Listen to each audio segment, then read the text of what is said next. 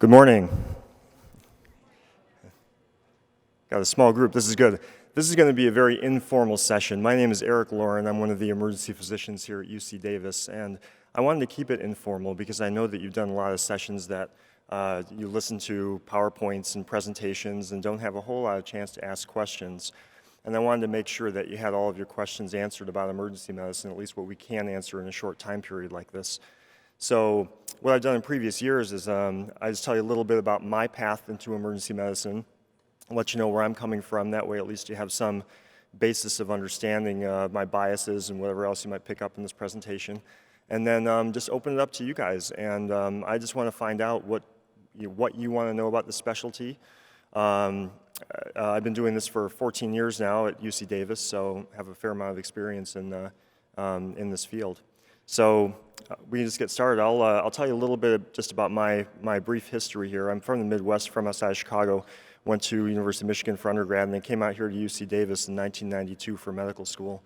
I was here in 92 to 96 in med school, and I had kind of a typical path in med school where most people that are interested in emergency medicine find that as they go through all of the rotations in third year, surgery, internal medicine, peds, all that stuff, you find that you're interested in a little bit of everything. There's a lot of aspects of these fields that you really enjoy, and then some parts that you see yourself not being able to do that specialty for the entirety of your career. So having liked a little bit of everything, I thought emergency medicine might be a good way to go. I hadn't really thought much about emergency medicine to begin with because in the mid-90s it was kind of an up-and-coming field. It was just recently a recognized specialty in the last decade or so before that. So didn't know a whole lot about it. I was actually thinking surgery when I started medical school. But I liked being able to see patients with a wide variety of illnesses and injuries and having kind of a generalist knowledge base where you know a little about everything, like rashes and eye problems and resuscitation and strokes and trauma, and being able to be one of these doctors that, you know, if there's an emergency in the public, you know, in a plane, something like that, you'd have some idea of what to do. So that really attracted me to the field. So I organized my emergency medicine rotation fourth year of med school, which is what most people do. They do the rotation at the beginning of fourth year and realize they like it. It was that time that I found out that really my favorite part of the hospital was the resuscitation room in the emergency department. It wasn't necessarily the operating room. And so that kind of solidified it for me that emergency medicine was the way to go. So you guys probably know a fair amount about the application process for residency, but you apply to a bunch of residency programs, get interviews, and then after you interview at a certain number of places, you can rank them, and it's a ranking system. Have you been familiar with this, about how it works to get into residency, where you rank programs, and then programs rank the applicants, and it's all fed into a big computer. So right now, for example, our fourth-year med students are applying to residencies, they're waiting to hear about interviews. Some of our students have gotten interviews. Interviews typically happen in November, December, January. And then in the beginning of February is when programs will put in their list of students that they want in literally the order they want them. So 1 through whatever, 100, 120, 140, depending on how many positions they have. We, for example, have 14 positions in emergency medicine every year, so we'll put in our rank list of about 120 students to fill those 14 positions. And then students will put in their rank lists of which programs they want to go to. So say they interviewed at 15 places, and they thought 3 of them they would not be happy at, so they'll put 12 programs on their rank list. And it's all fed into a huge computer in March, and matches are made. So it's called a match. It happens in the middle of March, where literally at the same time of the day, all across the country, students will get an envelope, and in that envelope it says where you're going to be for your residency program. So you open up the envelope. Here it's 9 a.m. on the West Coast and noon on the East Coast. You get this envelope. Typically the schools will have some sort of breakfast or brunch or lunch, some kind of social ceremony where you get your envelope, you open it up, and usually most people are pretty happy, but of course there's a lot of people that are not very happy because they get their 9th or 10th or 15th place on their rank list. So I was lucky enough, I wanted to come here and matched here for residency. So I stayed at UC Davis for 3 years of an emergency medicine residency. Most EM residencies are 3 years, some are 4. I got mine done in 3, doing all the required rotations and all the exams, things like that. And then at the end of residency, you take a board exam, a written board exam, and then if you pass that, you take an oral board exam the next year. So you pass both of those and you become board certified. So I started working at UC Davis Med Center straight out of residency in 1999 and have been there ever since. My first 2 years, I moonlighted a little bit at some Kaiser hospitals nearby, both in Oakland and in South Sacramento. So I had some experience in community emergency medicine also, which is quite different from academic emergency medicine. Typically, the job choices you have coming out of residency are academics or community. And with academics, you're talking more of a sick patient base where you have more complicated cases. Patients with many more underlying medical problems because typically they're not going to be insured by places like Kaiser if they have a ton of medical problems, right? So tons of medical problems, very complex patients. Very rare to see patients with less than 10 medications on their medication list. And so when they come in with something simple like abdominal pain or chest pain or a headache, you never know what you're going to find. There's a very high acuity, a high likelihood of finding something pathologic. Whereas if you're dealing with a more healthy population, which is typically most community hospitals, then it's more rare that you actually find pathology. You do the same kind of big workups, but most people are healthy and they stay healthy and they end up going home and getting discharged. So the typical academic hospital, especially a trauma center like UC Davis, the admission rate, the overall admission rate is about 30%. So 1 out of every 3 people that we see gets admitted to the hospital. And of those admissions, 1 out of every 5 goes to the ICU. So we're dealing with a pretty sick population base. Typical numbers for a community hospital would be maybe a 12% or 10%, 15% admission rate, and probably 1 out of every 10 going to an ICU.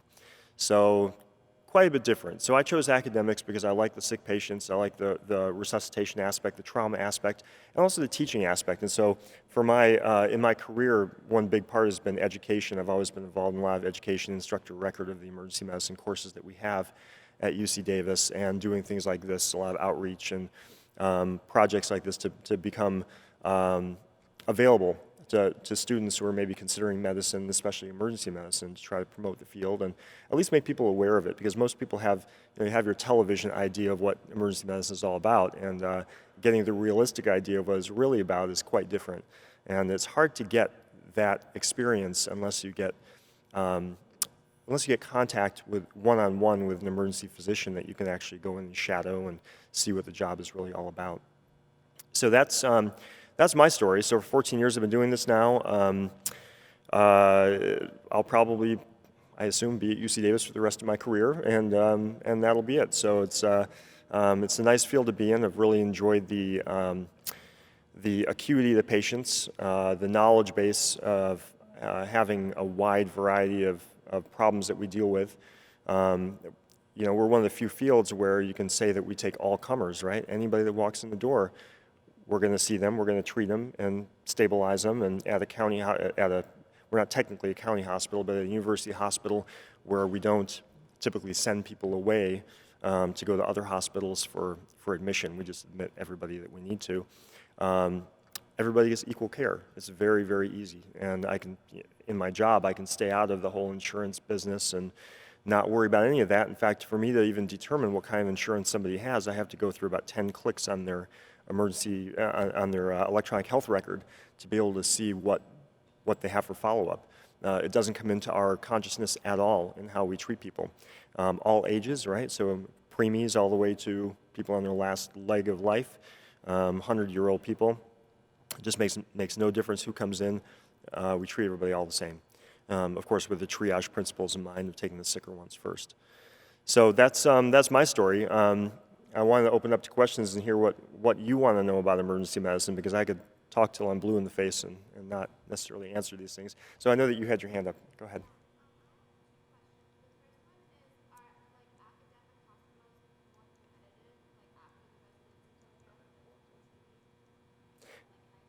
Okay, so the question is, are academic hospitals more competitive to get into, to get jobs at, than community hospitals? Usually the answer is yes, and the reason is that if you're trying to get a job in academics, first of all, only about 10% of residency graduates will want to go into academics. And that's about the right number for the attrition from academics, people retiring and leaving academics. So it's about a 1-to-1, but to be hired in an academic hospital, you have to have some sort of niche now. You have to have some sort of specialty area where you can advance emergency medicine, right? Whether it's with teaching or research or clinical care. So most people that go into academics will actually have to do some sort of fellowship. So in emergency medicine, there's multiple different fellowships in critical care and research and EMS, ultrasound, pediatric emergency medicine, toxicology. There's all sorts of fellowships you can do. And almost everybody that wants to get a job in an academic hospital will have to do a fellowship. They're 1 or 2 years.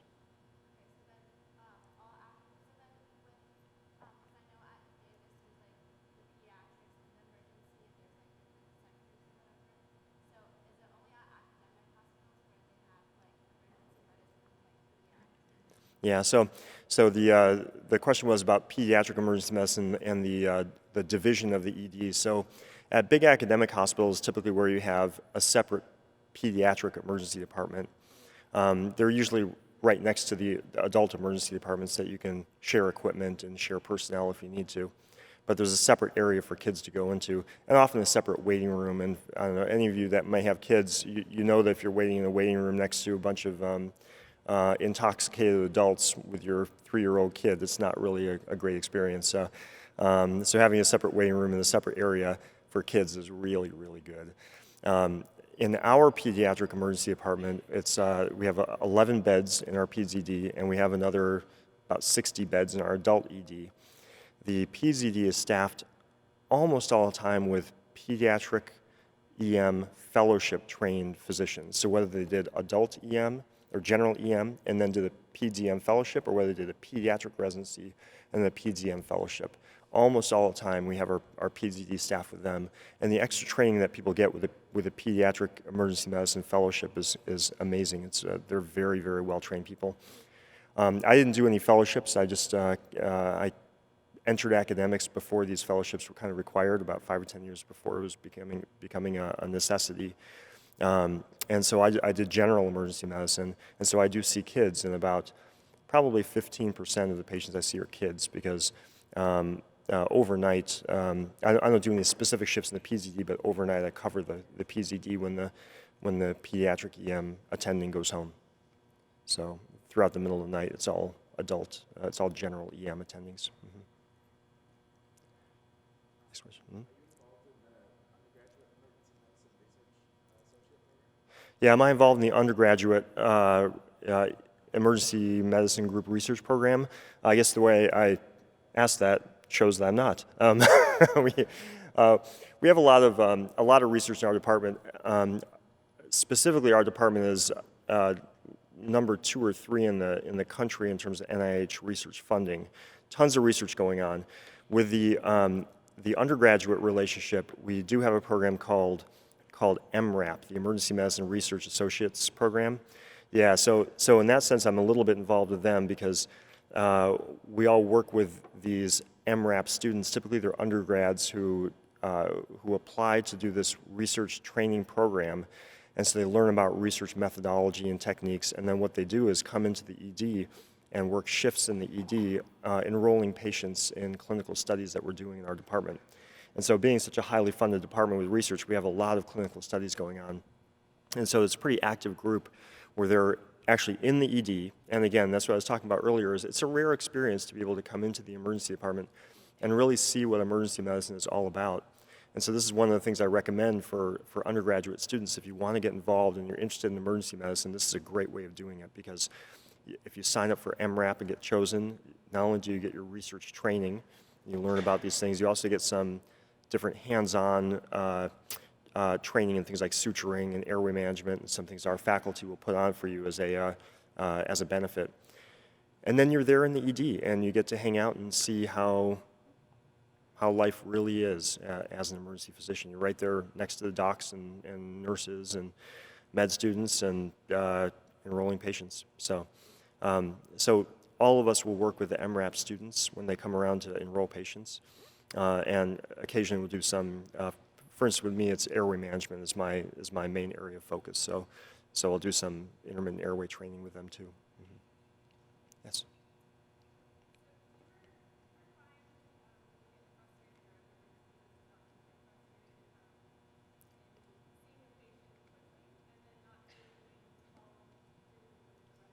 Okay. Do we ever get frustrated with the lack of continuity and the lack of follow-through?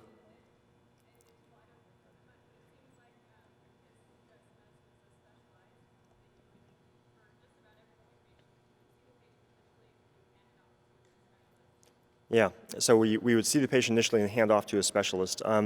Occasionally that's frustrating, but at our particular institution, this is one reason I actually like practicing there, it's a double-edged sword because we do massive workups in the ED, and it's extremely rare that we'll admit somebody without a diagnosis. So we'll go to great lengths doing multiple CT scans, MRIs, everything we need to do in the emergency department to establish a diagnosis. So I think what most people, especially at UC Davis, find is when their med students rotating through, if you're on a service, an inpatient service, say internal medicine, or say neurology, for example, you'll be called to come admit somebody from the emergency department, and they'll say, okay, we have somebody with a stroke, we have somebody with typhoid fever, we have somebody with this, even rare diagnoses, malaria. We'll make the diagnosis in the ED, and then we'll call the admission team to come admit them. So it's pretty rare that we don't find out what a patient has. Those rare cases where we do admit somebody without a diagnosis and it was something interesting, then usually I either just look in the chart or I talk to the team the next day and find out what turned out.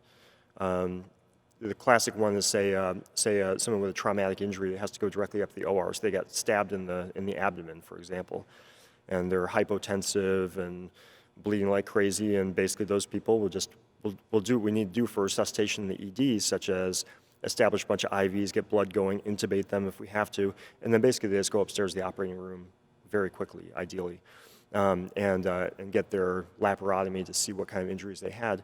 And then typically our trauma surgeons will come down after the operation. They'll say, hey, just want to let you know that person had a mesenteric injury and a bowel perforation. They'll let us know what that person had. Same thing with people that come in with acute MIs. They'll go to the cardiac cath lab and get their cardiac catheterization angioplasty. And the cath attending will come back afterwards and say, hey, just want to let you know that person had a big left main, 99% occlusion. And they'll let us know what that patient had, so we can then learn from it a little bit and correlate what we thought was going on with what really happened. So it's pretty rare that we don't get follow-up on people that we want to get follow-up about. Now, having said that, so many patients, especially that we discharge, we never get a diagnosis. I don't know, how many of you have been to an emergency department before? So if you went in with something like abdominal pain or chest pain or a headache, often we just don't find a diagnosis. We can rule out all the important things, but you end up leaving without knowing exactly what caused your pain or whatever you're in there for. So in that sense, you have to be comfortable with not knowing. But the lack of being able to follow up on patients and not knowing what they had, that rarely happens.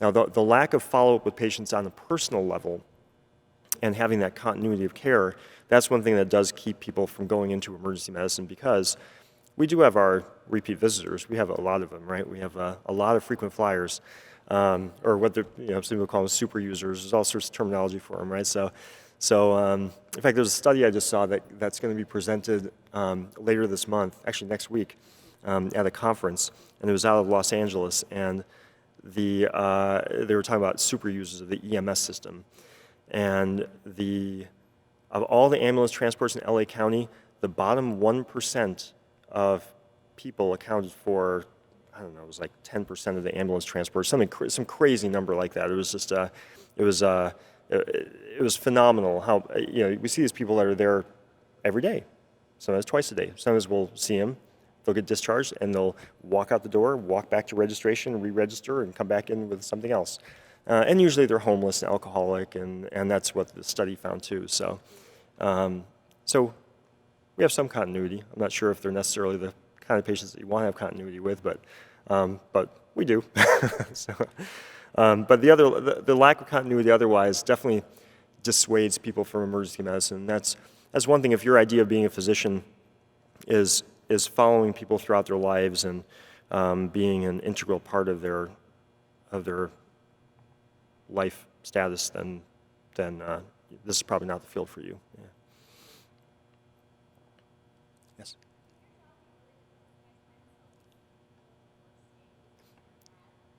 Yeah.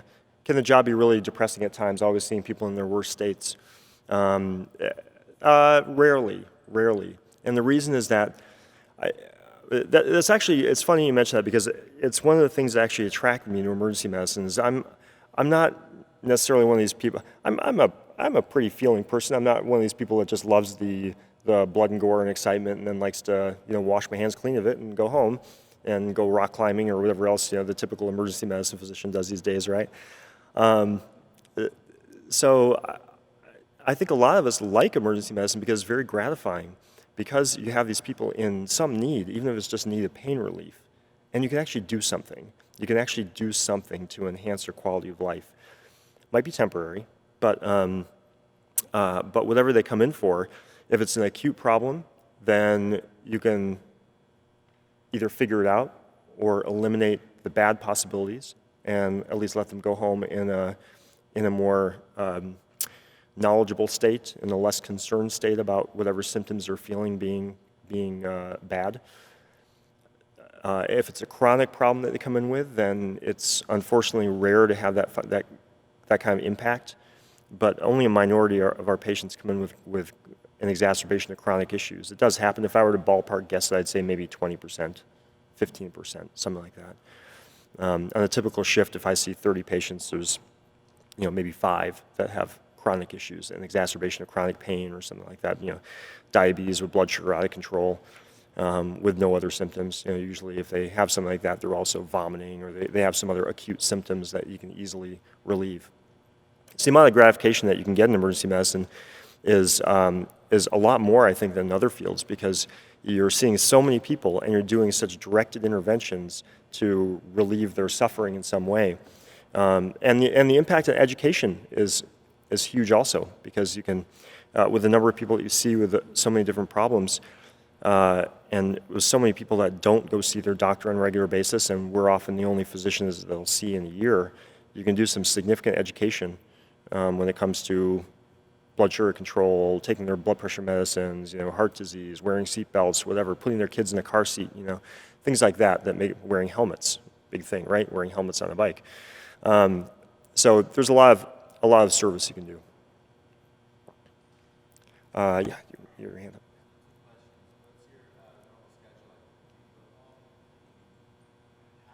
Yeah, no, I never go home. No. What's my normal schedule like? Yeah, it's weird. That's a very good question, because it's a weird schedule. It's almost the closest thing you can compare it to is maybe being a paramedic, because it's the typical schedule is variable. So you do some day shifts, some swing shifts, some night shifts, depending on how your group is set up. Very rarely do groups have 12-hour shifts where it's either a day or a night. Usually it's some sort of combination of days and swings and nights. And a typical schedule in emergency medicine is, say they're 10-hour shifts, would be maybe 13 to 15 10-hour shifts per month. That's one thing that actually attracts people into emergency medicine, is because the actual number of hours that you're in the hospital are probably less than most other fields. But because you're there at varying times of the day, you kind of lose days in the transition. So for example, if you work a night shift, so my life is a little different because I work only nights in my clinical job, and then about half of my job is clinical and half is academic. So in my clinical aspect, I work only nights, and I do that because of schedule control and some other perks that we get doing only nights. But if I didn't do that, then there'd be some days, some swings, some nights. EM as a specialty has kind of kept it as an average of maybe 140 to 150 hours per month. That's kind of the standard across the country.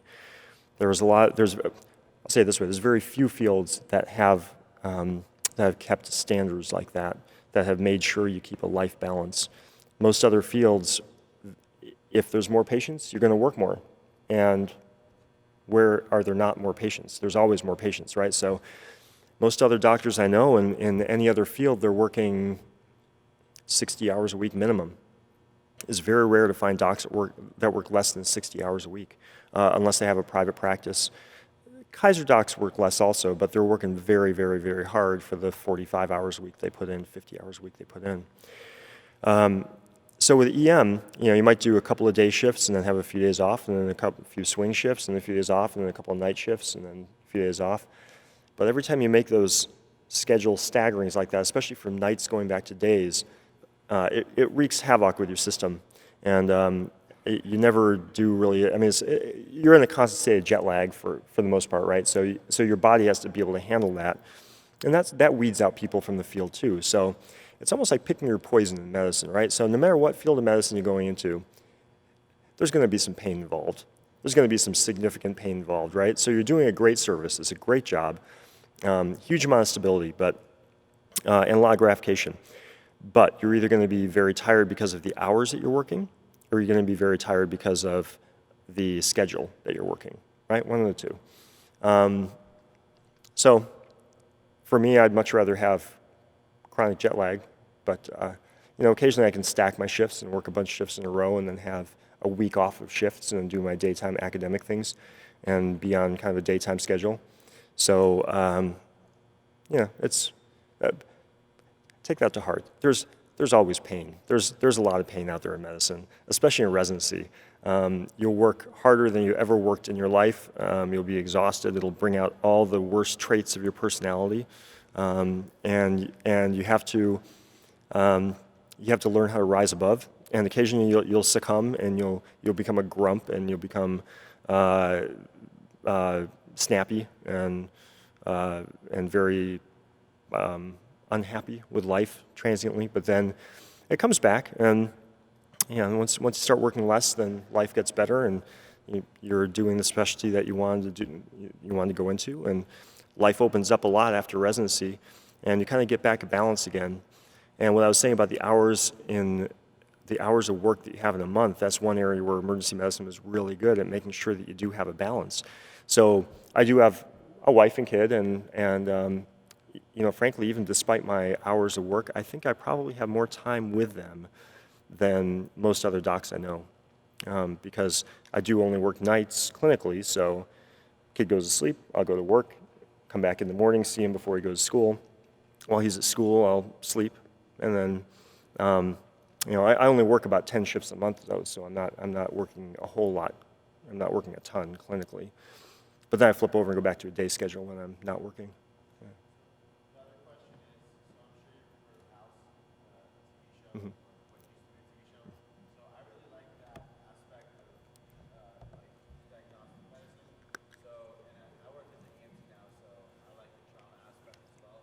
So let's say like a patient comes in that has something, their head hurts, but it's kind of weird to have all these random, so you get a differential diagnosis. Are you able to follow that patient, or are you specifically like you're going to call someone else and hey, this is what we found, it's your turn to go? Okay, yeah, so the question is, if we have somebody, so he's an EMT, and he was asking about cases like you see on House, where if you have somebody with, for example, a headache that doesn't fit into the normal box of patients with headaches, right? So they fall outside the box. So you have to know what kind of the normal spectrum of headaches is, right? So this is a little bit of a tangent, but the way medical education works is they'll teach you about all these rare things, and they hardly ever teach you about what's in the box, right? About the normal presentation of things. And if they do teach you what's in the box, they'll teach you like the one classic standard presentation, like a pulmonary embolus is acute onset of chest pain, shortness of breath. It hurts when you take a deep breath. Blood clot in the lung, right? Okay, so extremely rarely do people ever present like that, right? So you learn what's in the box first, and if you then see a patient that is outside the box, then what do? Do we have the capability of seeing this patient through, or do we typically end up handing them off? Well, at an academic center like ours, and this is again one reason I liked academics, is we will do a ton of workup. We'll do a ton of workup. We'll go through to an MRI, MR angiogram, MR venogram, and a lumbar puncture and all this stuff before we'll maybe call neurology at that point if we find a bunch of nothing after all that. But typically, if we find nothing after all that, there's usually nothing that's diagnosable or something exceedingly rare. So again, it's very rare that we hand off workups in the ED. We'll take them to a point of diagnosis. one reason that happens is because the inpatient services are all overworked, and if we try to admit somebody with a headache to neurology, they'll say, well, how do you know it's not an infection? You should go to internal medicine. How do you know it's not a central nervous system infection? Well, okay, I guess we got to do the lumbar puncture. So we'll do the lumbar puncture. If we try to admit that person to medicine before doing the full workup, then they'll say, well, how do you know it's not some weird neurological disease? So it's the resistance of inpatient services also that drives our massive workups in the ED. If we were at a community hospital, then typically you do maybe a CT scan, and then rare to do MRIs from the emergency department, either internationally in outside country EDs or in community EM. You're rarely doing those advanced studies in the ED. You're handing them off sooner.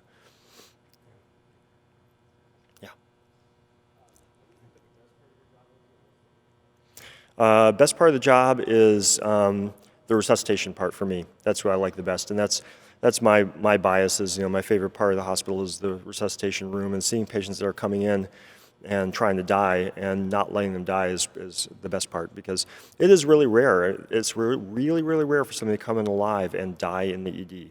Very, very rare. The ones that come in under CPR, they're already dead. They usually stay dead.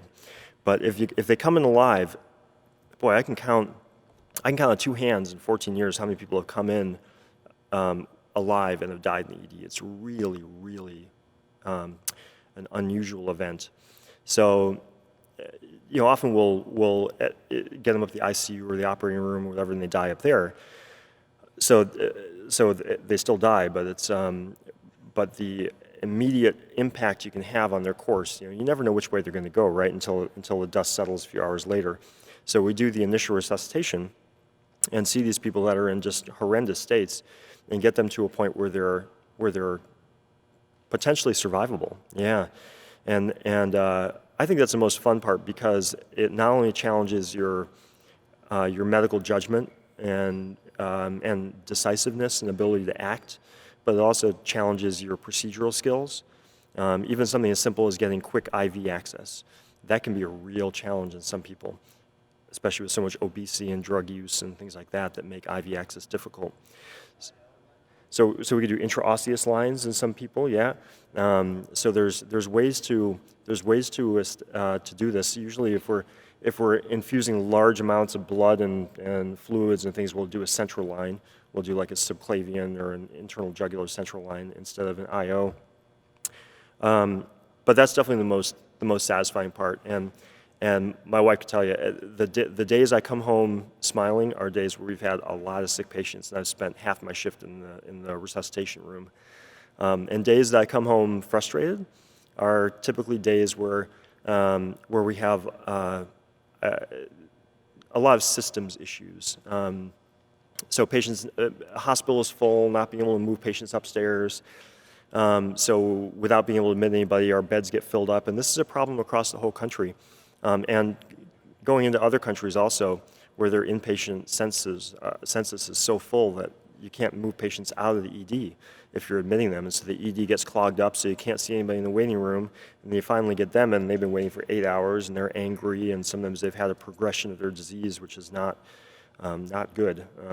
So they get worse. And that's where all the regulatory agencies, the government agencies that accredit hospitals, that's where they come around, and they'll do audits of our hospitals every few years, and they'll see, okay, if there's bad outcomes in the waiting room, you hear about these kids every now and then, they have meningitis, they're out in the waiting room, and then by the time they finally get pulled back into the emergency department, and this just happened in Sacramento just last year, I think, they're basically dead because they waited for 2 hours in the waiting room. See people with evolving strokes in the waiting room that don't get picked up by the triage nurses, and then by the time they get back, they're complete strokes. There's bad things that happen when people wait in the waiting room, and that's the most frustrating part of the job, I think. Dealing with some consultant services, there's always personality conflicts, and one part of this job is being a diplomat. You have to be able to get along with everybody, and because you're working with so many people in the hospital, pretty much every service and every level of every service, from the interns all the way up to the attendings, So you have to be able to get along with people pretty well. And if you have a cranky consultant, then that can make life a little difficult too if you have to fight for an admission or something like that. Just, things that just give you a bad taste in your mouth at the end of the day of how it went. It's pretty rare that I feel like a shift went bad because of the medical care that we provide. It's pretty rare because usually once people get in, most people are straightforward and we have our set ways of doing things and things happen well. And most of it's pretty, it gets kind of mundane after years of doing it. And then it's identifying those people outside the box. And again, luckily at an academic center with people with so many illnesses and chronic conditions, you do see a lot of people outside the box. You actually got to start thinking about what is going on with this person. Or they have multiple issues. They don't just have chest pain, but they've got chest pain and abdominal pain, and they can't feel their leg or something like that, right? So multiple issues that, oh God, okay, now the differential diagnosis has just expanded hugely. So a lot of thinking. Yeah, you have a question.